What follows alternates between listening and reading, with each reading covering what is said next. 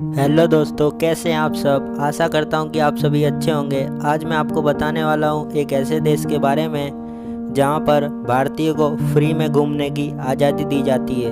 भारत के लिए यहां बिना वीज़ा के कोई भी व्यक्ति बिना पासपोर्ट के जा सकता है।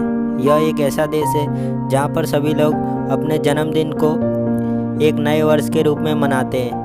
एक ऐसा देश जो प्राकृतिक सौंदर्य और अपनी जनजाति से पूरी दुनिया का ध्यान खींचता है। यह एक ऐसा देश है जिसने 1 घंटे में 50,000 पेड़ लगाने का रिकॉर्ड बनाया है। एक ऐसा देश जहां पर ट्रैफिक सिग्नल नहीं है। ऐसे ही देश के बारे में आज हम बात करने वाले हैं। उस देश का नाम है भूटान। जी हाँ दोस्तों, भारत की तरह ही भूटान में सबसे ज़्यादा लोग खेती करते हैं। यहाँ पर 16% भूमि पर खेती की जाती है। भूटान के लोगों की मुख्य आय का स्रोत है खेती और टूरिस्ट की वजह से ही यहाँ पर लोगों की आय होती है। दोस्तों, भूटान में एक अजीब ही प्रथा है जिसे जानकर आप हैरान हो जाएंगे। यहाँ पर शादी के बाद महिलाएं अपना घर नहीं छोड़ती, बल्कि पुरुष को उस महिला के घर जाना पड़ता है। जैसे कि भारत महिलाओं का कन्यादान किया जाता है, उसी प्रकार भूटान में एक अलग ही प्रथा है जहाँ पर पुरुषों का कन्यादान किया जाता है। पुरुष औरतों के घर जाकर रहते हैं। यह अपने आप में एक अजीब प्रथा मानी जाती है वहाँ के लोगों की। भूटान के लोग प्रकृति प्रेमी से बेहद प्यार करते हैं, जिसमें सन 2015 में भूटान ने सिर्फ 1 घंटे में 50,000 पेड़ लगाने का वर्ल्ड रिकॉर्ड बनाया गया है, जो अपने आप में एक अद्भुत है। भूटान का नाम सुनते ही लोगों को लगता है कि भूटान बहुत ही गरीब और पिछड़ा देश होगा, लेकिन उनका यह मानना बिल्कुल गलत है।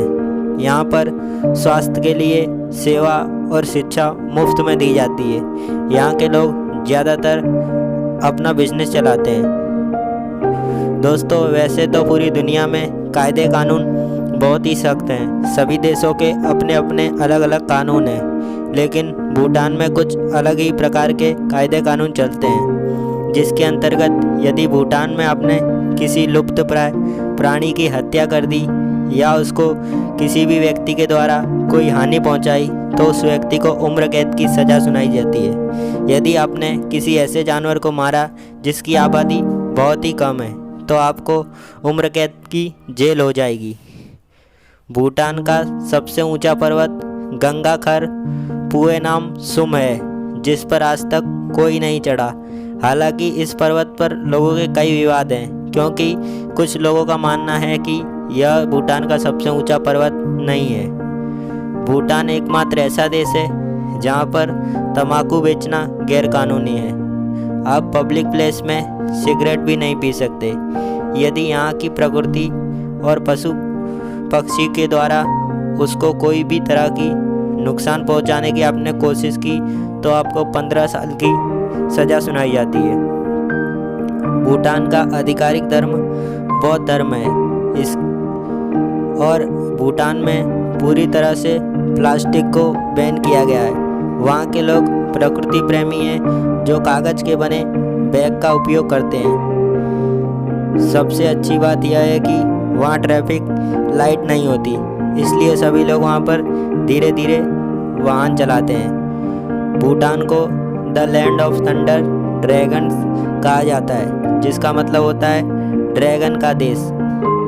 भूटान में टीवी और इंटरनेट को पूरी तरह से बैन कर दिया है। 2001 में से पहले टीवी और इंटरनेट पर प्रतिबंधित लगाया गया है। भूटान की संस्कृति और प्राकृतिक रक्षा के लिए वहाँ के लोग बहुत ही उत्सुक होते हैं। वहाँ के लोग खुद की जिम्मेदारी मानते हैं कि हमें अपने पर्यावरण को सुरक्षित रखना चाहिए। इसीलिए भूटान में कोई अन्य देश से पर्यटन आता है तो उसको प्रतिदिन $250 शुल्क लिया जाता है। भारत के लिए 7 से 15 दिनों तक कोई परमिट बिना भी आप भूटान घूम सकते हैं। भूटान का एकमात्र अंतर्राष्ट्रीय हवाई अड्डा है जो दुनिया के सबसे खतरनाक हवाई अड्डों की सूची में आता है। उस हवाई अड्डों का नाम है पारो भूटान। भूटान की राजधानी थिम्पू है। यह एशिया की एकमात्र ऐसी राजधानी है जिसमें ट्रैफिक सिग्नल पर लाइट नहीं होती।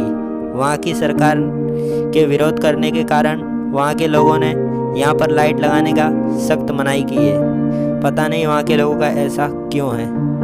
जब भूटान पर किसी भी बाहरी आक्रमण या उस पर कोई भी तरह की आक्रमण होने पर भारत और भूटान द्वारा एक ऐसा समझौता किया गया है जिसके अंतर्गत भूटान को कोई भी आवश्यकता होगी तो भारत के द्वारा दी जाएगी।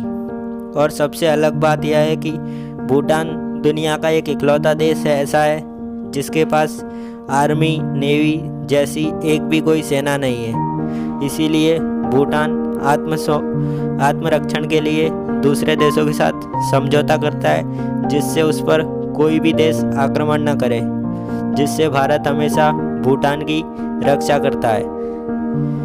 और भूटान के बगल में बसे हुए चीन ने कुछ दिनों पहले भूटान के कुछ हिस्से पर कब्जे करने की कोशिश की थी, जिसके अंतर्गत चीन एक ऐसा देश है जो सभी देशों पर कब्जा करना चाहता है, जो भूटान एक गरीब देश होने के बावजूद भी उसे हड़पना चाहता है।